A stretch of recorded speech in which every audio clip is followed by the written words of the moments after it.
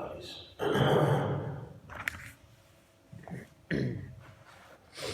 ان الحمد للہ نحمده ونصلي على رسوله الكريم رب اشرح لي صدري ويسر لي امري واحلل عقدة من لساني يفقهوا قولي اعوذ بالله السميع العليم من الشيطان الرجيم بسم الله الرحمن الرحيم وَلَقَدْ كُنْتُمْ تَمَنَّوْنَ الْمَوْتَ من قبل أن تلقوه فقد رأيتموه وأنتم تنظرون وَلَقَدْ كُنْتُمْ البتہ تحقیق تم تمنون الموت شہادت کی تمنا کرتے من قبل اس سے پہلے ان تلقوه یہ کہ تم اس سے ملو فقد رأيتموه بس تحقیق تم نے دیکھ لیا ہے اس کو وأنتم تنظرون اس حال میں کہ تم دیکھنے والے ہو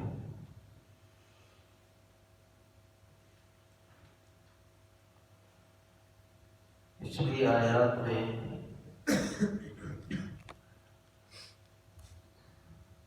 غزوہ احد کے حوالے سے اللہ رب العالمین نے تذکرہ فرمایا ہے اور مسلمانوں کو یہ تسلی دی ہے کہ احد کے میدان میں جو تمہارے اوپر تکلیفیں آئی ہیں اس کا مقصد تمہیں جنت دینا ہے اور جنت کے اندر بھی اعلیٰ مقام دینا ہے۔ اب اس آیت کریمہ میں بھی اللہ رب العالمین غزوہ بدر کے بعد جو لوگ غزوہ بدر سے محروم رہے ان لوگوں کی یہ خواہش تھی، یہ تڑپ تھی کہ ہم بھی جو ہے نا یہ اس مرتبہ شہادت پہ فائز ہوں۔ جب بدر کا معرکہ پیش آیا تو اس وقت مسلمانوں کی تعداد 300 سے کچھ اوپر تھی اور کافروں کی تعداد 1000 کے قریب تھی، اور یہ جو 313 تھے یہ بالکل نہتے تھے، ان کے پاس کوئی ساز و سامان نہیں تھا، کوئی اسلحہ نہیں تھا، کوئی سواریاں نہیں تھیں، ادھر سارا کچھ موجود تھا۔ اللہ رب العالمین نے اپنی نصرت اور مدد کے ساتھ مسلمانوں کو یہ جو 313 کے قریب تھے اللہ نے ان کو جو ہے وہ فتح عطا فرمائی۔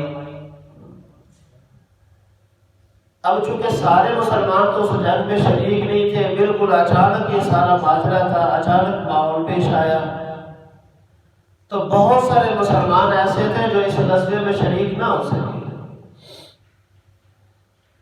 لیکن جو ہوئے اللہ رب العالمین نے ان کو بڑا مقام اور مرتبہ دیا، فتوحات بھی دی، اور پھر اللہ نے عزت اور عظمت سے نوازا، مال غنیمت بھی عطا کیا، فرشتوں کے ساتھ مدد بھی کی۔ اب جو باقی رہ گئے تھے، جو پیچھے رہ گئے تھے غزوے سے، ان کی خواہش تھی کہ دوبارہ ایسا موقع آئے اور پھر ہم یہ بڑے سرے میدان نکلے اور سب سے آگے ہوگا کہ ہم لڑیں، دشمن کا مقابلہ کریں، یا اللہ ہمیں فتح دے یا اللہ ہمیں شہادت دے۔ یہ تڑپ اور یہ خواہش تھی مسلمانوں کی۔ لیکن جب غزوہ احد ہوا تو کفار کے بالکل اچانک حملے کی وجہ سے مسلمانوں کے پاؤں اکھڑ گئے،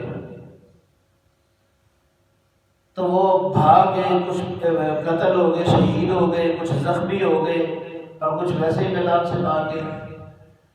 اب اللہ رب العالمین نے وہ بات یاد کرواتے ہوئے مسلمانوں کو کہا ہے کہ تم تو پہلے تمنا کرتے تھے، یہاں موت کا معنی شہادت بھی ہو سکتا ہے، موت کا معنی جہاد بھی ہو سکتا ہے، کہ تم جہاد کی تمنا کیا کرتے تھے یا تم شہادت کی تمنا کیا کرتے تھے، کہ اگر دوبارہ موقع ملا تو ہم بھی شہادت کی اختیار کی، یعنی شہادت کے مرتبے پہ فائز ہوں گے۔ اگر موقع ملا جہاد کرنے کا تو ہم اللہ کے راستے میں جہاد کے لیے نکلیں گے۔ اللہ نے یہ فرمایا کہ تم تو تمنا کرتے تھے، اب دشمن کے اچانک حملے کی وجہ سے تمہیں کیا ہو گیا؟ تم کیوں میدان چھوڑ کر کے بھاگ گئے ہو؟ اب تو تم نے یہ سارے مناظر، یہ جہاد اور یہ موت کو اپنی آنکھوں سے دیکھ لیا ہے، تو پھر تم اس سے بھاگتے کیوں ہو؟ صحیح بخاری میں روایت ہے، حضرت عبداللہ بن ابی اوفا رضی اللہ تعالیٰ عنہ بیان فرماتے ہیں کہ نبی کریم صلی اللہ علیہ وسلم نے ارشاد فرمایا کہ تم شہادت کے اپنا دشمن کے ساتھ مقابلے کی تمنا نہ کیا کرو، اللہ سے عافیت مانگا کرو۔ ہاں اگر مقابلہ ہو جائے، دشمن سے مٹ بھڑ ہو جائے، جہاد کا موقع آ جائے، تو پھر تم میدان چھوڑ کر بھاگو نہ، پھر یہ بات خوب سمجھ لو کہ جنت تلواروں کے سائے تلے۔ لیکن یہ نہیں ہے کہ اب جنت کے حصول کے لیے بندہ سمجھے صرف جنت تلواروں کے سائے تلے ہے اور خواہش کرتا رہے، ایسا ماحول پیدا کرتا رہے کہ جنگ جاری رہے، جہاد ہو جائے۔ فرمایا یہ تمنا نہ کیا کرو، اللہ سے عافیت کی تمنا مانگنی چاہیے، ہر موقع پہ اللہ سے عافیت کی تمنا مانگنی چاہیے۔ ایک حدیث میں آتا ہے ایک صحابی بڑے بیمار تھے، اچھے بڑے صحت مند تھے، سارا کچھ تھا، لیکن اچانک بیماری کی وجہ سے دن بدن وہ ڈاؤن، بیمار، کمزور وہ ہوتے جا رہے تھے۔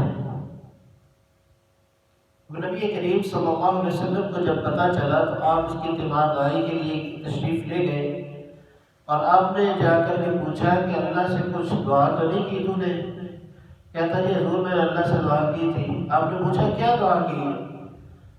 عرض کرتا ہے حضور میں نے اللہ سے یہ دعا کی تھی کہ یا اللہ جو عذاب مجھے قیامت کو دینا ہے وہ دنیا میں وہ عذاب مجھے دے دے، قیامت کے دن عذاب نہ دینا۔ تو نبی کریم صلی اللہ علیہ وسلم نے پھر اسے سمجھایا کہ اللہ کے بندے، اللہ کے عذابوں کا کون مقابلہ کر سکتا ہے؟ اس کی اتنی جرت ہے کہ وہ اللہ کے عذابوں کو برداشت کر لے۔ تم نے اللہ کے عذابوں کو دعوت دی ہے، اللہ سے پناہ طلب کرو، اللہ سے عافیت طلب کرو، اللہ سے معافیہ مانگو۔ ہمیں تو یہ چاہیے کہ ہم ہر وقت اللہ سے ہر معاملے میں عافیت طلب کریں، لیکن جب کوئی ایسا موقع آ جائے، بیماری آ جائے، تب بھی صبر کرنا ہے۔ کوئی شہادت ہے یعنی جنگ کا موقع آ جائے، پھر بھی صبر کے ساتھ، ہمت کے ساتھ اور جرت کے ساتھ کرنا ہے۔ پھر اس وقت یہ منظر ذہن میں رکھنا ہے کہ آج اللہ نے ہمیں جنت دینی ہے تو تلواروں کے سائے میں دینی ہے، پھر گھبرانا نہیں ہے۔ پھر جان جاتی ہے تو جائے، پھر اللہ رب العالمین کے کلمے کو بلند کر کے چھوڑنا ہے۔ یہ انسان کی زندگی کا مقصد ہونا چاہیے۔ تو یہ کیا ہے کہ کبھی بندہ تمنا کرے اور پھر جب موقع ہے پھر بندہ بھاگ نکلے، تو یہ طریقہ ٹھیک نہیں ہے۔ پہلی بات تو یہ ہے کہ تمنا نہیں کرنی، کبھی بھی زندگی کے کسی معاملے میں کبھی پریشانیوں کی تمنا نہیں کرنی کہ یا اللہ اس کے بدلے میں یہ پریشانی دے دے، فلان چیز کے بدلے میں یہ پریشانی دے دے۔ اللہ سے معافیت طلب کرے کہ اللہ دینے والا ہے، اللہ معاف کرنے والا ہے۔ اللہ سے عافیت طلب کرے کہ یا اللہ مجھے معاف کر دے، اس معاملے میں بھی معاف کر دے، اس معاملے میں بھی معاف کر دے۔ یا اللہ دشمنوں سے بچا لے، دشمنوں کے ساتھ مقابلے سے بچا لے۔ لیکن اگر مقابلہ ہو جائے تو ذہنی طور پہ تیار رہے کہ جب مقابلہ ہو گیا تو پھر میدان نہیں چھوڑنا، پھر میدان سے بھاگنا نہیں ہے، پھر جان کی پرواہ نہیں کرنی کہ میری جان جاتی جائے، مال جاتا جائے، سب کچھ قربان کر دو، پھر اللہ رب العالمین کے کلمے کو بلند کرنا ہے۔ تو اس وقت جو ہے نا وہ پیچھے نہیں ہٹنا، لیکن اس سے پہلے تمنا نہیں کرنی۔ اللہ رب العالمین سے دعا ہے کہ اللہ مجھے اور آپ کو جو سنا سنایا ہے اللہ عمل کی توفیق عطا فرمائے۔ وَلَقَدْ كُنْتُمْ تَمَنَّوْنَ